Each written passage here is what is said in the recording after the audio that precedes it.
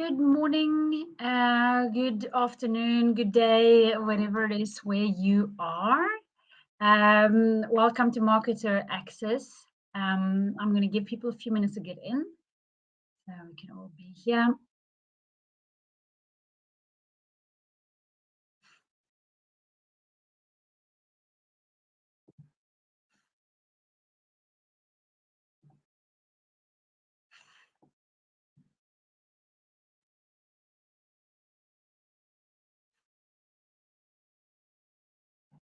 Give a few minutes. I'm going to organize I have one picture I want to show you as well. I'm going to organize that. Give me a second while we wait.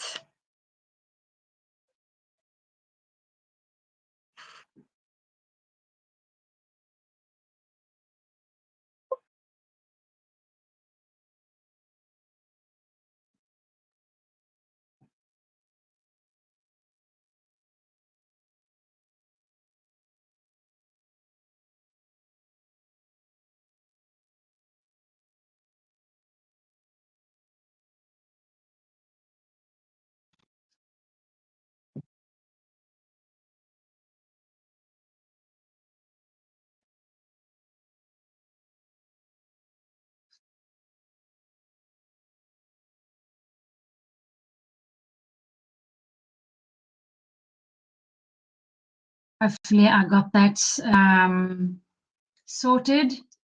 Let me see. People are coming in, so I'm going to give a few more minutes. Let me take away that for a second. People don't get confused. Welcome. We are live on various channels. We're live on Facebook. We are live on YouTube. We are live on LinkedIn. And we are also live via our website. And the session is Marketer Access, which is really a space for people to come together to ask any questions they might have about anything digital marketing related. If you have any specific questions, I do invite you to pop into whichever chat window or comment window that is available to you. I will get them all through regardless of which platform you're connecting from. So just really take advantage of this time to ask any questions that you might have. I will answer anything. Today's main topic is lifecycle marketing, but really if there's questions about other things, I prioritize the questions over any potentially planned content. I do invite a lot of marketers into these sessions because I do believe that as marketers we need to be on top of everything. So I invite marketers to get inspiration. I invite to really come and ask any questions in a safe environment because no one knows who's asking which questions because I will all repeat them. So it's a really good space for everyone. And yeah, just come together. And if some people might be business owners, some people might be marketers, this is really a space for anyone that want to either get inspiration or some reflection on old knowledge or ask questions. So really welcome you. You will see at the bottom of my picture here as well, you will see different our handle, which is our handle on various platforms. All of the ones mentioned should have that handle. So I invite you to just follow us if you want to hear more about these market access and get more access to them, because we all play them off these channels. And if you want to get email notifications as well when these are happening, we do have a link as well to putting it up here to register to get invitations to these market access sessions. We do run them in English every second week, and then we run them in other language as well, the other weeks. But every Wednesday this time, we do run these market access. So if you have any planned questions, it's a free space for you to ask anything that you might want. So that's just to go through the basics. So I'm going to just show. First, I want to just check if there's anything so far on the chat.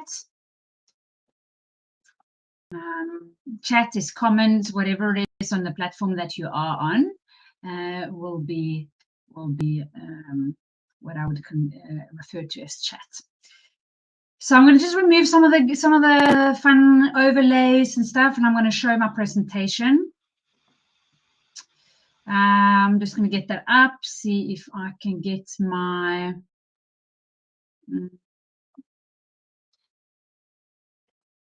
see if I can get my there we go. Get my just my picture off. You are free to ask any questions that you might have during the session as we go through lifecycle marketing as well.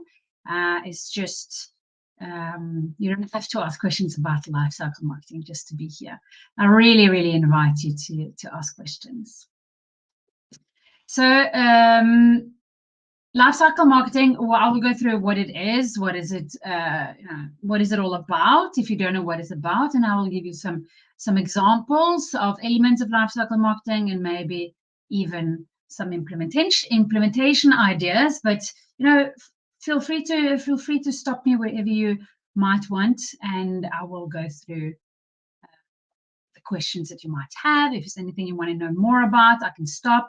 It's really not meant to be a presentation or a webinar from my side. I want it to be your space to ask questions. I just try to have some topics as well that is can be for inspiration or upskilling or reflection, so that people have that as well. If you don't have any questions and just want to come for them for the input. So yeah. Lifecycle marketing. So what I'm going to talk about, and the reason why I'm talking about lifecycle marketing is I want to focus on, when I work with clients as well, it's all about how to get to the business. I really want to make marketing one of those areas that is not just a big bunch of money that you blow out and you don't really know where it goes. I'm interested in marketing that yields real results. And then we need to focus on these elements. A lot of people focus on the ads, very much on the ads, and not so much on how to get the business from the ads, which is very essential to convert business into clients. So how do you get to the business? I'm just pulling up some stats and some inspiration here. The average client really expects great service from small businesses. They really expect to, if you stand out when it comes to service, people expect it, but also if you don't, your competition is going to come and sweep you off your feet. So you're not going to get the business. You're not going to get long-term business. You're going to waste more money on your marketing. You're spending money on marketing to get clients in. I want to make sure that you keep those clients for as long as possible, and get real value out of them. And 89% of people hire small businesses based on referrals. So all of these stats is from Keep Client Research. Is actually from 2018, which is now becoming a few years old. But it still is good stats. They haven't changed much. If anything, they just become more and more important. So I'm still using them. There could be a little bit more that people hire more based on referrals. A lot of people check referrals. They check feedback. What do people think about my product? What do people think about my service? Is something you should have on your website as well. So 89% of people hire small businesses based on referrals. And that all fits into lifecycle marketing. And it's often an area of priority that we do as well when we work with businesses. I will as well. I do have a slide on the priority, how to prioritize the different elements you should do to convert the clients, and part of the lifecycle marketing. So people want trustworthiness. They want to know that you deliver on what you say you deliver, and they want to know that you're good. So that they want to know that you know what you're talking about. So 44% of potential clients won't hire you if you don't follow up quickly. So that is one of the examples that we'll look into. You need to follow up quickly. And what is quickly? Quickly can a little bit depend on your business, but ideally you should follow up within an hour, I would say. You can also automate this so that you follow up immediately or within a couple of minutes. It really is important to close the business. And it's part of the lifecycle marketing as well, is to follow up, is around following up with your leads. And then just one more stat is that 36% of potential clients won't work with you if there's scheduling issues. Obviously, you want to make it easy to buy. I could have skipped this stat in this context, but yeah, don't have scheduling issues. Don't make it difficult to book an appointment with you. Don't make it difficult to book a demo call. Don't make it difficult to chat, to talk to you. It's really important to get the business. So the next graphic that I'm going to pull up is one. It's coming after this actually. This is just a definition of lifecycle marketing. It is a simple framework that consists of three key systems that cover 9 phases. Oh, that's a lot of numbers. It's one framework, so it's a system that helps you through the customer journey or the buyer's journey in the defined 9 phases, and those 9 phases are bulked into 333. Small business owners can use these to define a marketing strategy that will actually help you create clients and sell to them and upsell to them and get more business out of them. We'll look into that when I show you the graphic later. It helps deliver an experience that impresses, so the clients keep coming back, and you want to get the referrals and the recommendations in as well.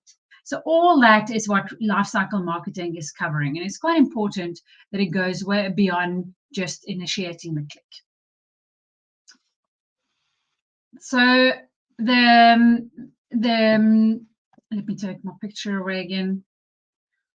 So lifecycle marketing is really to how marketing should convert clicks into customers. You can see the 3 main areas there: collecting leads, converting clients, and creating fans. A lot of the businesses that I work with, they do the element of collecting leads. They are often frustrated that they're not converting enough leads. They think they're wasting money. And the reason for that is often that there's not enough focus on how to convert clients and how to create fans. And I will show you some stats around that as well. But it's actually 96% of people that are, call it, collected in this one, but that visit your website or see an ad from you will not immediately convert into clients.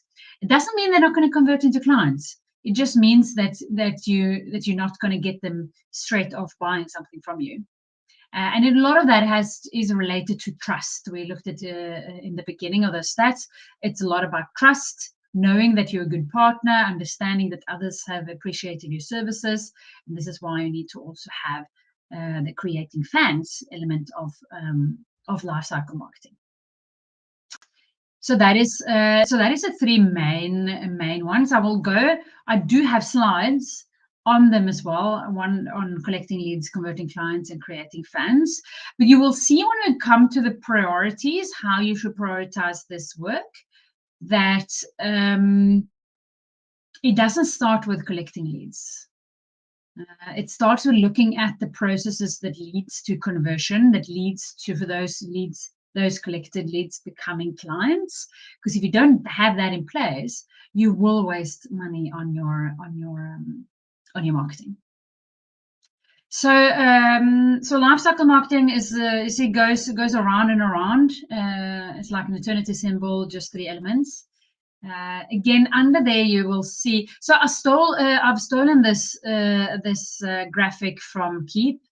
We are a Keep certified partner, but just to give them the credit for who they created this. But I use it a lot in presentations when I talk about lifecycle marketing. So it's all about collecting leads is divided into 3 elements. It is attracting or targeting your leads. You need to know who you want to talk to. Then what you need to do, you need to attract them. So you can't just shoot out whatever ads you want. You need to attract with that ad. You need to attract people to you and to take action. And for now, if you only do that, you might get a click, you track them and they see your ad, and they might, tracking could be just stopping their scrolling in their Facebook feed. It can be clicking on your ad. It can be a lot of different things. You need to attract the potential prospects for them to show some interest in your company. If you don't, you will just not even get further. And then you waste money on having that ad shown because you're not attracting your potential clients. Then the next one is capture. A lot of people fail on this. So they attract, they run ads, they find the target group, they find something that people click on, and they figure that out. You can do a lot of testing. I highly recommend doing some testing of your ads to get people to click on them. But a click is not really a sale, and it's not really even the opportunity to have a sale. So what you need to do, you need to capture your leads. And capturing your leads, it's about getting the opportunity to talk to them again. And you do want to get the opportunity to talk to them again, because online purchase behavior, or purchase behavior in general, is not about see this and I go and buy it straight away. It's about that trust process. So I get tempted for something. Oh, this is something nice. Maybe I want to have it, and then I search for it, depending on how I get to your ad. It will be so then I search for it, so I know I want it. I don't know I want it, I just see an ad. But if I'm searching for it, I'm probably doing research. So I'm looking for, say, a utensil for the kitchen, and I search for it because I know maybe I want a pressure cooker. So I go and look for a pressure cooker, and I get a lot of things up. So I get things from the shop. So I get things like Google has this element of where you can actually buy it, depending on your country. It will show options, and then it will give me a lot of different options of how to read, how to use it, which is the best one, best in test, a lot of those things. That might make me click on your ad, but I might click on another couple of ads at the same time. So you need to capture someone's details. How to capture it, I will talk, I think I have a slide on it as well in this one. Getting someone's details. To get someone's details, you should give away something of value. That of value can be a freebie, it can be a discount code, it can be good advice, it can be an ebook, download this great ebook. It can really be whatever is suitable for your business. But make sure that you give something that adds value to the person you're giving it to, not something that you just created for fun. Think about your target group and give them something of value. Then you want to capture their details. So make sure you capture whatever you need of details. Typically, that could be a first name and an email address, maybe a phone number. But not everyone likes to be phoned. So email is also a good approach. It really depends on your clients, what kind of clients you want. Are they reading emails, or are they only on their phones? So that is about collecting leads. Then you want to make sure that you are converting your clients. And this is where a lot of people forget that they need to do some work. Even on the capture, it already starts with the capture. A lot of people don't capture the leads properly. Or they put them in big Excel sheets when they remember to do so. And it's not really conducive to converting them into clients. So you need to engage with your clients. I do have a stat later that shows you how salespeople work, how salespeople don't follow up enough compared to how much contact people actually need. Another stat I often use is that it takes 5 to 12, I think 7 to 12 contact points. There's various stats around this online. So many contact points before someone converts into a client. So if you say 7 to 12 contact points, that's quite a lot more than just clicking on an ad. It's clicking on an ad, it's maybe interacting with your website, it's maybe downloading some content, it's maybe receiving some communication from you. It's quite a lot, actually. For our business, I see that it's often way more than that. It could be 15 contact points to convert to clients, or even more. So you need to engage with the client, and how you do that can be various ways. It could be like this, running online live sessions. It could be email. Email is a very cheap way of keeping in contact with your prospective clients, but you want to make sure that you don't spam them. So I'll talk a little bit about that as well. So you really want to engage. It can be remarketing, which is marketing to the same people that have interacted with you before. Is a very valuable way of marketing. So you can just the way that your client would like to engage. It can be via messages or phone if that is relevant, but don't phone because you want to phone because it's the right thing for the client. But engaging with them, contact points, all about having a lot of contact points with your clients so they don't forget you and they remember you. Then you want to make sure that you give them an offer. So you want to get into the offer and close the business. There's no business if you don't close the business. So you want to give them an offer. Remind them, or if you don't want to give them a discount or don't want to give them anything like that, remind them of the offer that they were interested in. If it was a pressure cooker, remind them of the pressure cooker and maybe the price. And then you have to also make sure that you close the business. It needs to be super easy to buy from you. It should be not too many options. If I get told I can buy the pressure cooker, I click on that and I go straight to the pressure cooker. I don't go to a lot of other stuff or a lot of confusing sizes or other parts you might want that, because then I'm wearing off track. So you want to make sure you close the business. And that is what it really takes to convert the clients. Engaging is a lot of people not aware of how much engagement you actually need to have with them, and the offer and the close. Make sure you can close the business. Don't just engage and not try to close the business, but do it at the right time. So people through the purchase process, don't try to close the business straight away. Engage, offer, and then close. Then if you go to the last one, which is about creating fans, that is a super important one. You will see on our priority path a little bit further down on the slides here, is that some slides coming, is that it's really a lot around this. Creating fans, depending on if you have existing clients or if you don't have existing clients, sets a little bit of the guidance of how we would work with it. So, but to do so, what do you need to do? Well, you need to deliver what you've promised. Don't think that once you close the sale, the job is done and we're just done with the client. Clap your hands and move on to the next one. It's not the way it is. Deliver. You need to deliver. You need to create that trustworthiness for your sales and deliver. And then you want to impress them. And all of this we want to do because we want to also be able to multiply our business based on one sale. That can happen in various ways. It can be selling more to an existing client.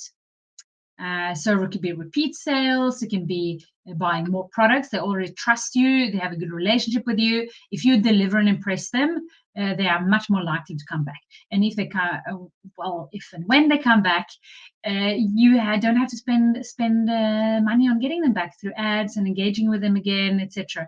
You want to make sure that we can multiply on that.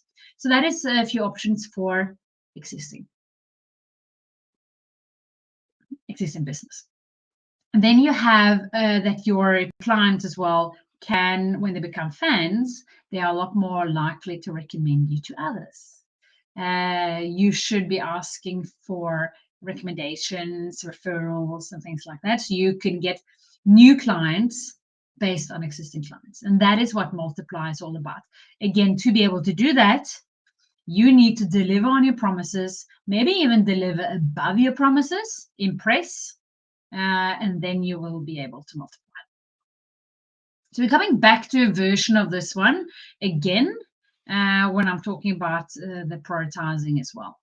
I might skip a few of these the slides that come along here, but some of them are important. So collect leads. Remember to ask any questions that you might have along the way, any of the things that I'm going through, or if it's something completely different, anything digital marketing related, just fire those questions. Collecting leads. A click is not really a sale, so you need to collect your leads. Here you have the stat that I was referring to earlier. 96% of your website visitors is most likely not buying first time they see you or visit your website or click on your ad. So you need to make sure you have the opportunity to interact with them over time. And that's when you have to generate lead.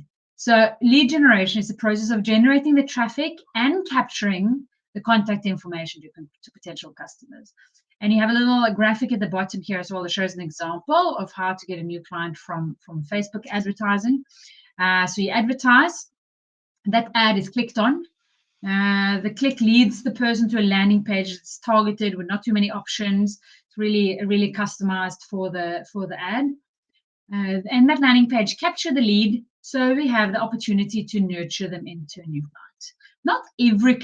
Not every lead will become a client, but if you don't nurture them, and if you don't collect the leads, chances are that no one will. At least only 4%. So it's not that many.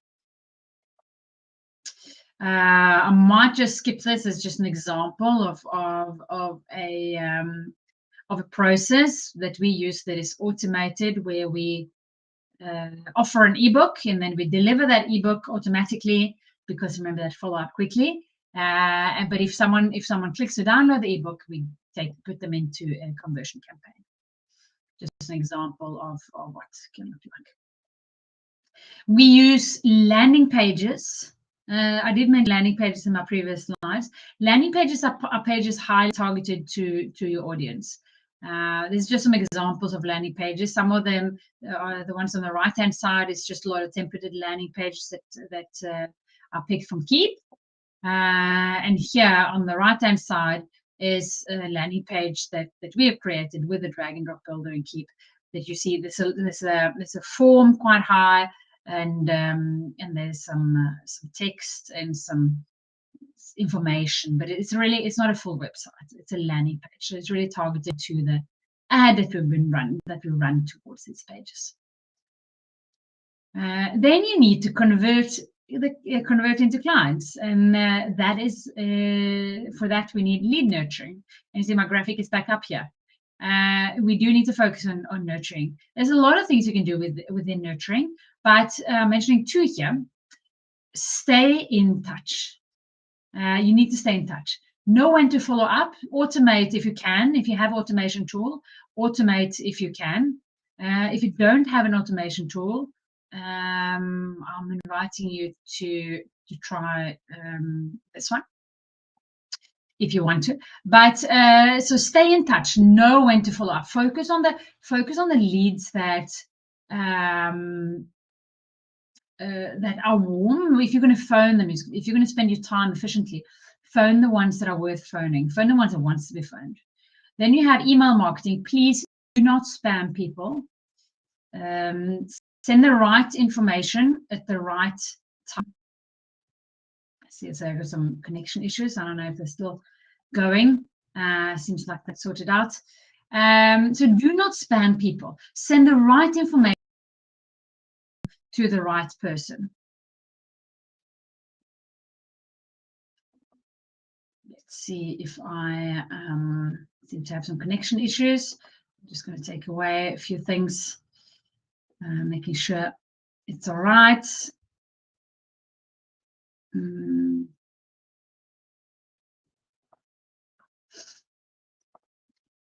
see if it's better.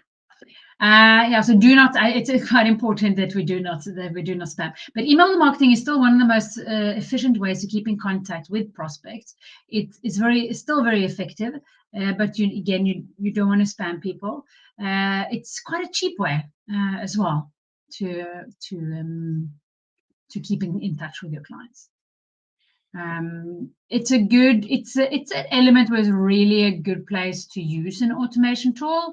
Feel free to try the one that I put on the screen there. You can see the link underneath that you can use to claim it. But you might have one already. You might not. Need one, but there's one if you want to try it. So it's all about converting clients. And I'll give you some further stats. Taking away this.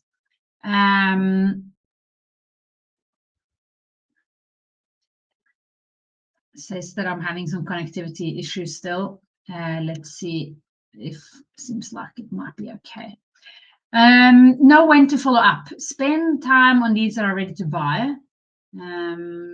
Make it easy to buy. Hello, here I am, my little video again. Yes, make it easy to buy. Don't make it complicated. And remember to follow up on leads. I worked in sales. I know how it is. We have a lot to do. We do think, though, that we're quite efficient.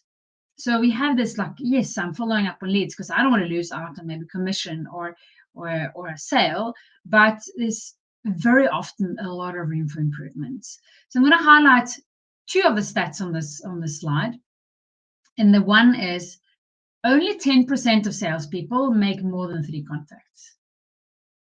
More than 3 contacts. Think about if you are in sales, or if you have a sales department, ask them how many contact does your salesperson have. So only 10% of people of salespeople follow up more than 3 times. But if you go to the bottom part, 80% of sales are made on the 5th to 12th contact. So that is that stat. But if you see how many sales are made after the 3rd contact, so only 10% of salespeople make more than 3 contacts. 90% of sales are made on the 4th contact or up. So it's really, really interesting to see how many contact points you need and knowing when to follow up. First of all, follow up and then have indicators that show you that people might be interested. Give them the opportunity to be in touch with you or to book time with you or whatever you need to do to close the business. But know when to follow up and have a lot of contact points. Well, I see some money is needed. Lead nurturing. Do not think that that's only standard newsletters that we blast out one too many. You see the first one here, you have one newsletter and you give it out to your whole database.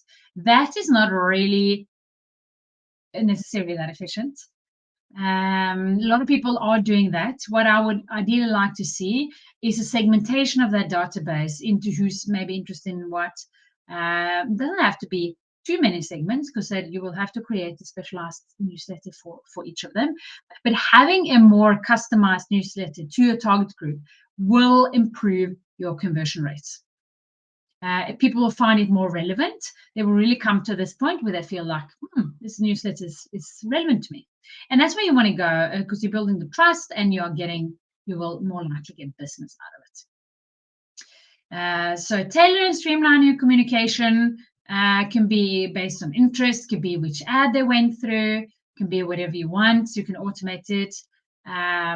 What you also must remember is to nurture your actual customers to get the repeat orders and additional purchases.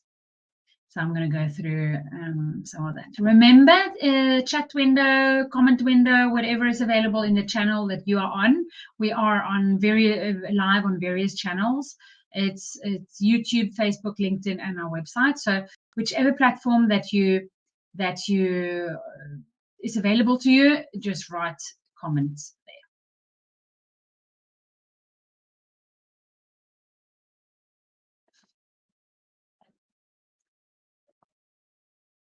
So, and then it's the last one of the lifecycle marketing, which is about creating fans.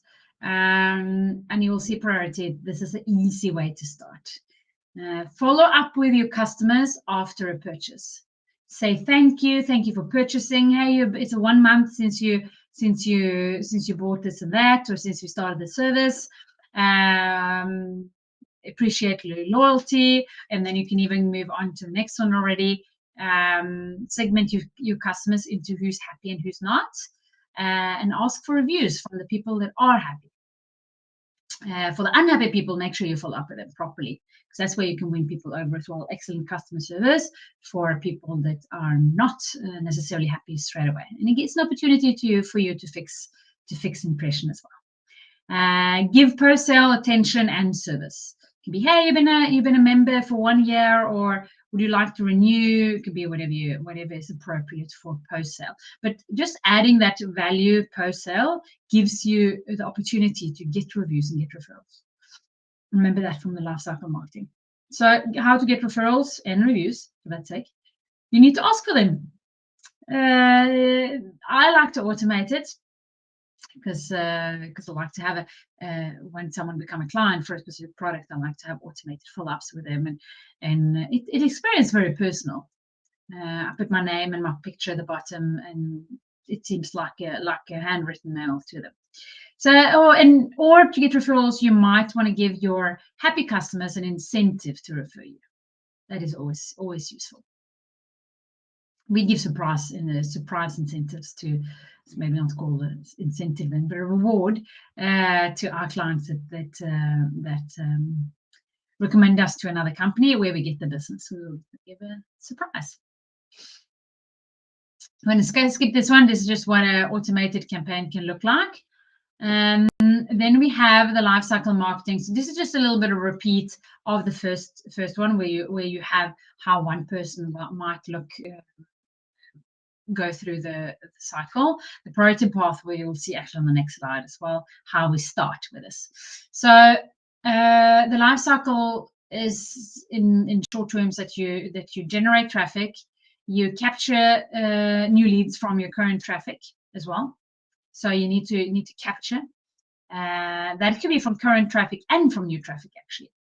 Then you want to systemize the sales conversion, make it super easy to purchase, deliver in wow to the client, and then ask for referrals and create upsells. So this is what the journey looks like from the client's perspective.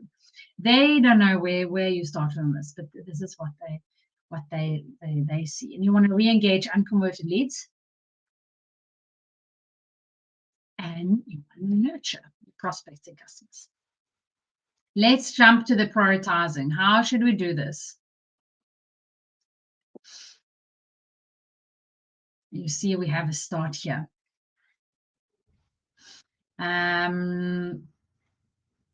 Might have some issues, but I'm gonna maybe just leave this slide up. So where you want to start is if you have an existing list, you want to re-engage that list. If people have lists and they never do anything about them, really engage with your existing list. You don't even have to spend on that because you can they're already yours. You have their contact details, so they're already on your list. So drive your that is really a quick win. Really a quick win. Then you want to capture leads. Let me just change something here. I'm just going to change a little bit of my connection.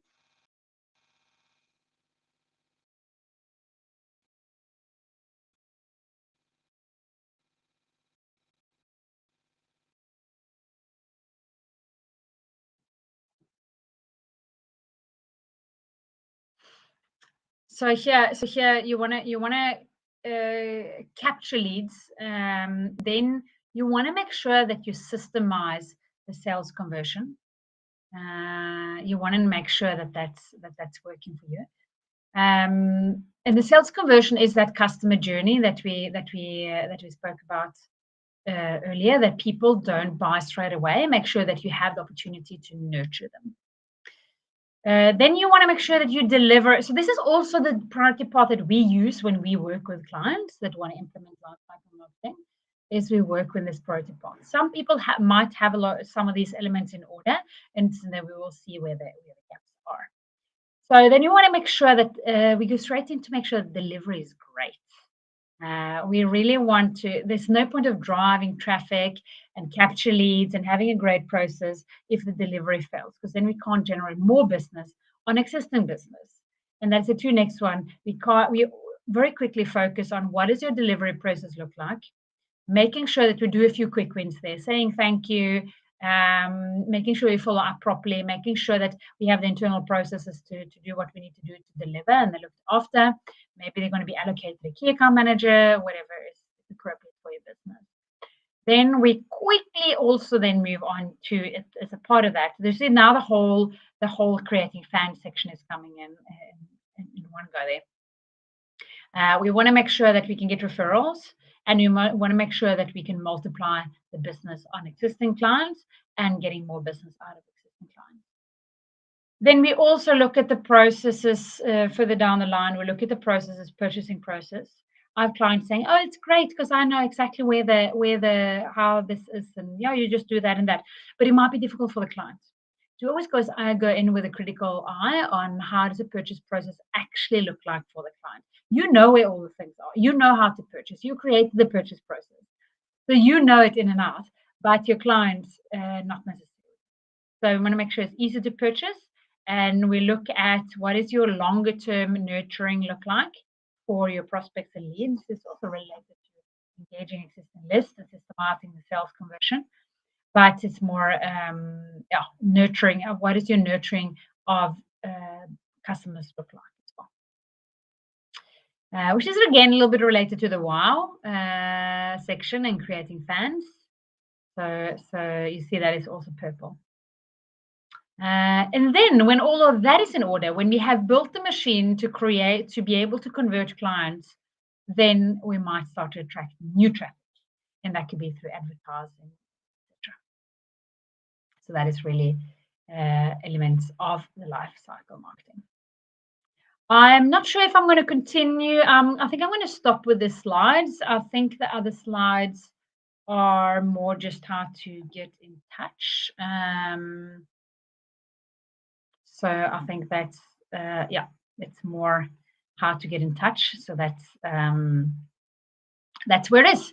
But we can also, let me just take away that one. Maybe I'll pull up the last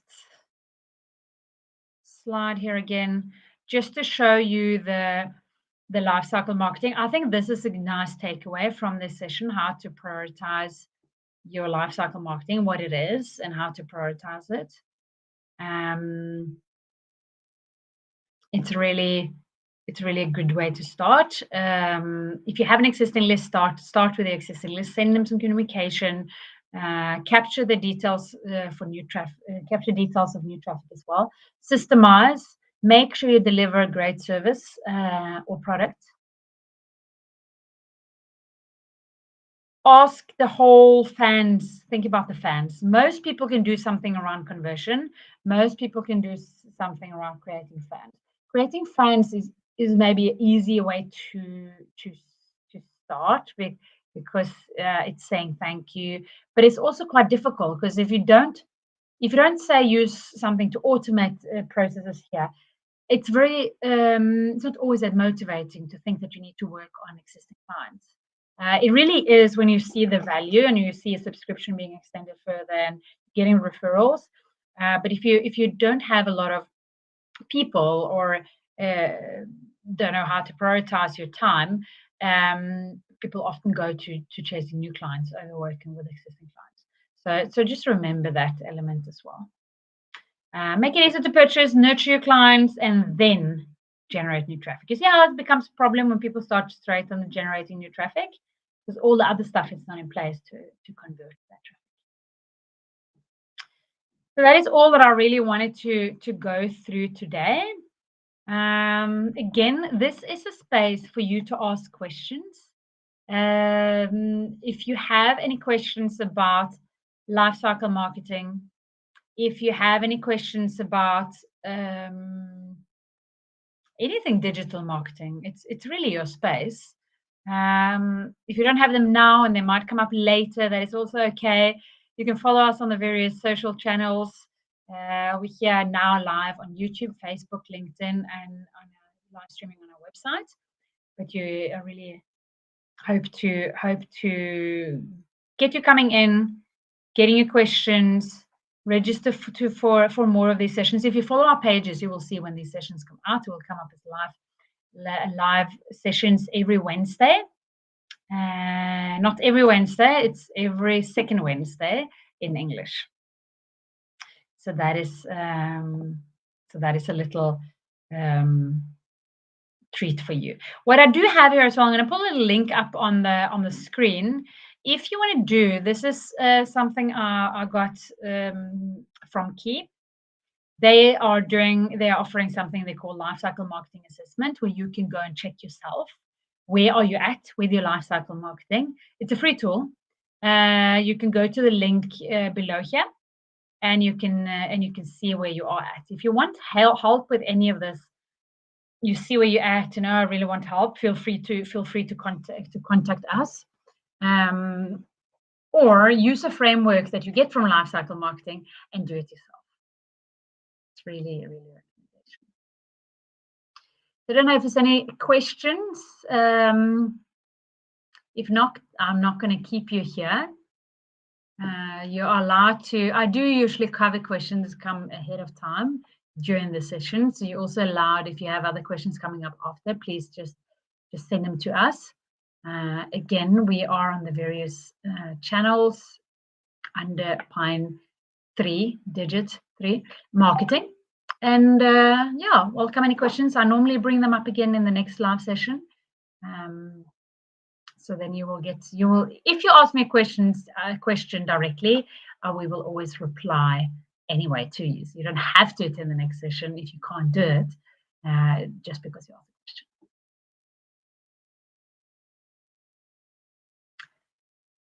I'm going to give you a few minutes to ask anything that you might have. Use the respective comment fields, chat fields, whatever is available on the platform that you're watching from.